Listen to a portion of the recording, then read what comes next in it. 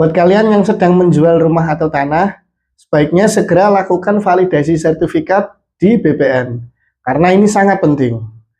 Penjelasannya seperti apa? Saksikan terus video ini.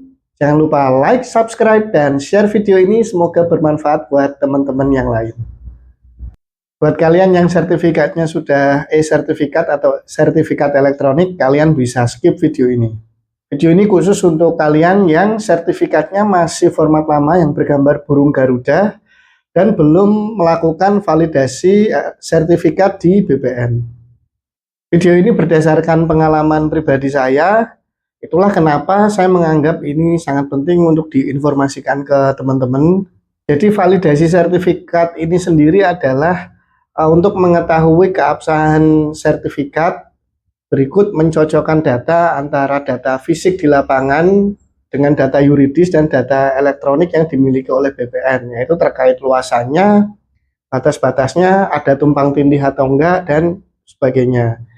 Nah, validasi sertifikat sendiri ini adalah salah satu proses yang dilakukan oleh BPN ketika terjadi jual beli, turun waris, dan hibah.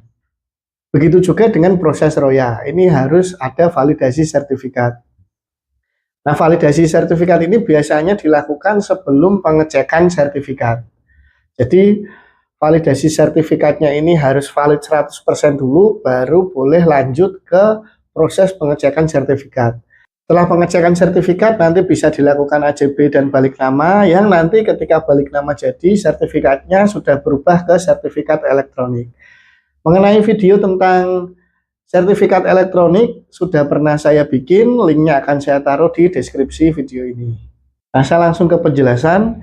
Validasi sertifikat ini sendiri itu hasilnya ada dua kemungkinan teman-teman. Kalau nggak valid 100% ya belum valid 100%.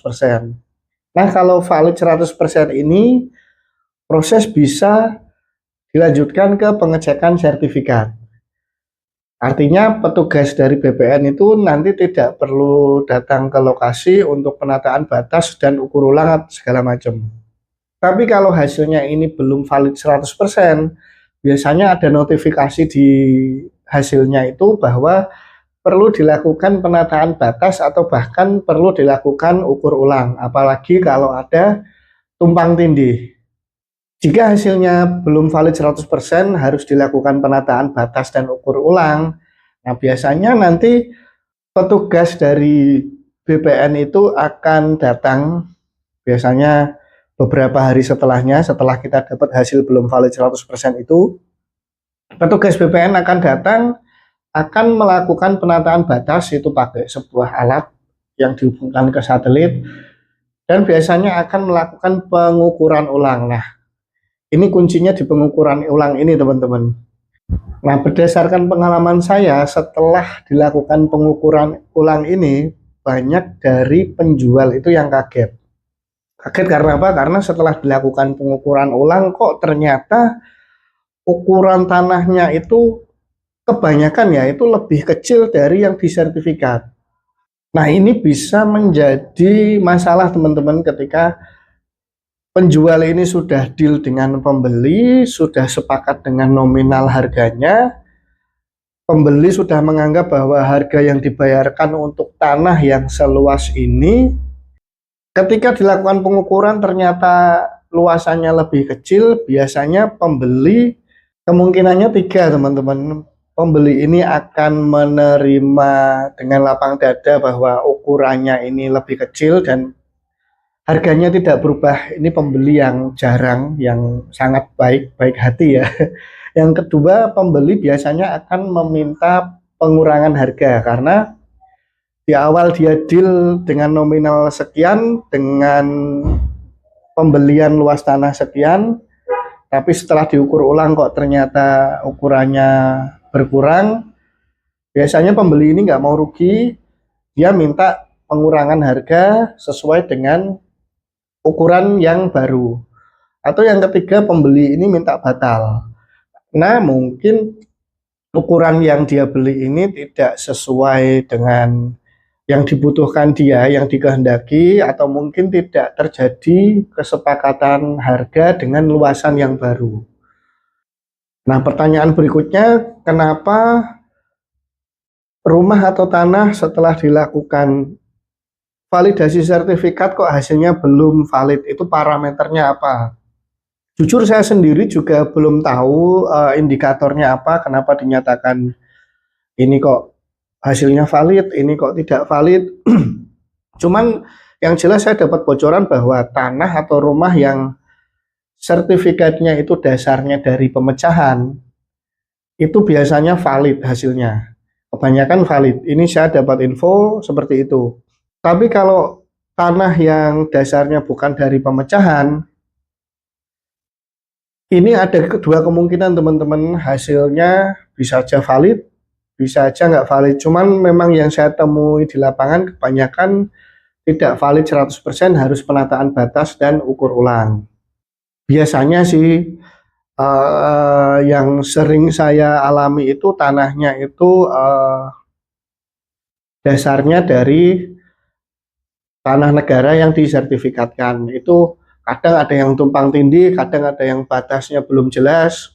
Banyak tanah yang mungkin batas kanan kiri belakang itu juga batasnya belum jelas antara tanah-tanah sebelahnya. Itu cukup banyak kasus hasil validasinya itu tidak valid 100%.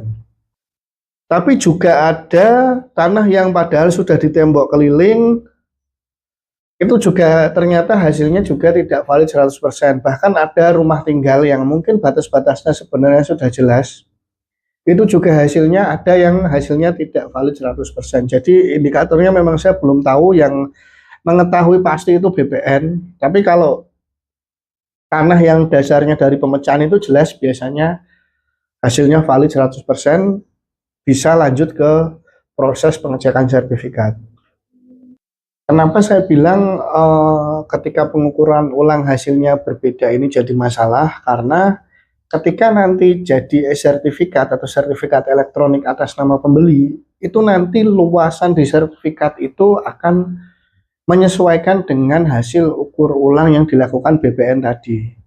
Itu makanya kenapa saya menyarankan bahwa ketika sebelum terjadi jual beli, ketika kalian sedang menjual rumah atau tanah, sebaiknya mulai sekarang langsung dilakukan validasi sertifikat untuk mengetahui luasan tanah kalian yang sesuai luasan real di lapangan.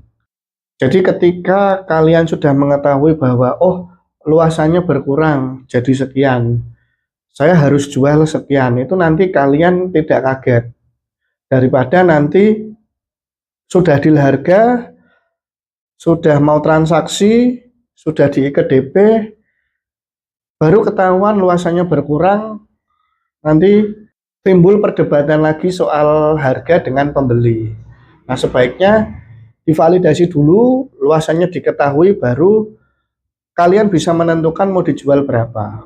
Mungkin banyak yang bertanya ya, loh Mas, itu kenapa kok tanahnya tiba-tiba ukurannya berbeda dengan sertifikat, berkurang? Nah, itu mungkin saja teman-teman pemiliknya itu ketika beli, tanahnya kondisinya sudah seperti itu, mungkin pemiliknya yang dulu itu juga mungkin tidak cerita ke pemilik tanah itu. Jadi bisa aja zaman dulu itu mungkin ada pelebaran jalan atau ada proyek selokan yang harus mengorbankan tanah itu atau memotong tanah itu agar jalannya menjadi lebar atau ada selokan baru di situ atau memperbesar selokan. Nah, itu bisa saja terjadi. Kadang itu tidak diketahui oleh si pemilik tanah. Jadi tahu-tahu tanahnya sudah kepotong, padahal luasan di sertifikat ya tetap segitu-gitu aja, tidak ada update. Nah, itu bisa saja terjadi dan sangat mungkin terjadi, itu sudah terjadi di banyak kasus. Jadi itulah kenapa sebaiknya kalian lakukan validasi sertifikat sekarang, karena keuntungannya adalah satu, luasan update itu diketahui, jadi mengurangi perdebatan perdebatan soal harga tadi dengan pembeli.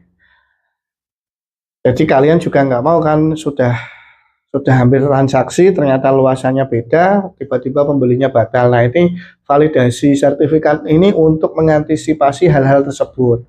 Yang kedua, Ketika sertifikat kalian sudah divalidasi oleh BPN dan sudah dilakukan pengukuran ulang, sudah dilakukan penataan batas, ini misalnya hasilnya tidak valid 100% tadi ya.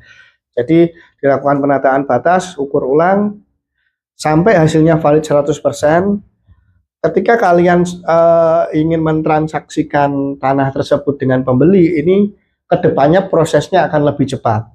Jadi tidak perlu validasi lagi karena validasi persertifikat ini sekali seumur hidup, tidak.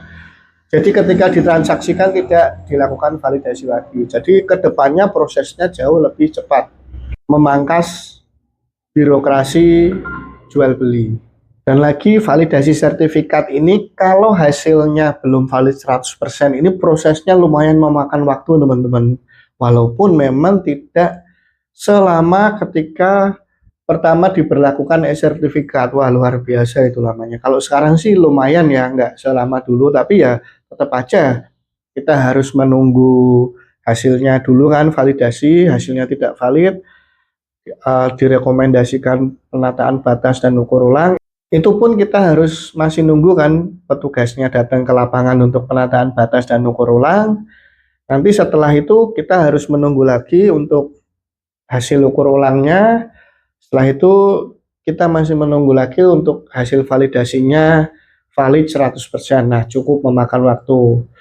Beda kalau kalian sebelum deal, sebelum laku sudah melewati proses semua itu, hasilnya sudah valid 100%, kalian tinggal ke notaris untuk cek sertifikat. Kalau hasilnya keluar, bisa dilakukan AJB dan balik nama. Selain itu, validasi sertifikat itu tujuannya untuk mengakui keabsahan dan kevalidan data berikut sertifikat yang kalian punya. Jadi di mata hukum, sertifikat kalian itu lebih kuat karena sudah divalidasi oleh BPN. Untuk kalian yang punya banyak waktu untuk mengurus sendiri di BPN, kalian bisa langsung ke BPN untuk mengurus validasi sertifikat kalian. Syarat-syaratnya akan saya cantumkan di video ini. Atau mungkin kalian yang tidak punya banyak waktu mengurus sendiri di BPN, kalian bisa minta jasa notaris. Untuk besaran biayanya kalian bisa tanya notaris di daerah kalian masing-masing. Untuk hasil validasi sertifikat sendiri itu nanti bentuknya file PDF, bisa kalian print sendiri. Saya akan lihatkan contohnya di video ini. Setelah validasi itu tidak otomatis sertifikat kalian berubah jadi e-sertifikat. Sertifikatnya masih format lama, masih format yang sama, kecuali hasil validasi kalian terjadi tumpang tindih dengan tanah negara. Itu biasanya sertifikat kalian ketika validasinya jadi harus segera diubah formatnya ke e-sertifikat atau sertifikat elektronik, khusus yang tumpang tindih aja. Mungkin ada yang tanya, gimana kalau ternyata ukuran aslinya itu lebih besar dari sertifikat? Nah, itu juga tetap ada penyesuaian luasnya nanti ketika sertifikat itu dibalik nama. Nah, makanya kalau kalian merasa sertifikatnya itu sekian dan luas tanah di lapangan itu lebih besar, sebaiknya kalian segera validasikan sertifikat.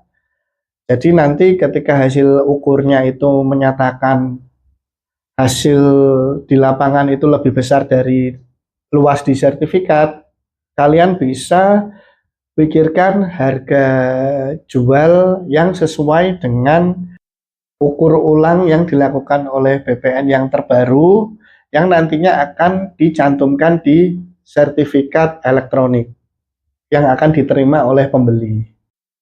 Misalkan di sertifikat kalian luasnya 300 meter persegi, setelah divalidasi harus ukur ulang dan penataan batas, dilakukan ukur ulang oleh BPN, hasilnya 350 meter persegi misal. Nah, nanti ketika hasil validasi sertifikatnya keluar, itu ada hasil ukur bahwa ukurannya 350 meter persegi, dan itu yang akan tertera di sertifikat yang baru, yang ketika nanti itu dijual ke pembeli, pembeli menerima sertifikat elektroniknya itu luasan yang baru, luasan yang 350 meter persegi. Semoga penjelasan saya ini dapat dipahami. Mudah-mudahan bermanfaat buat teman-teman semua. Follow Instagram saya @rizalzulmiproperty. Jangan lupa tonton video saya yang lain. Terima kasih.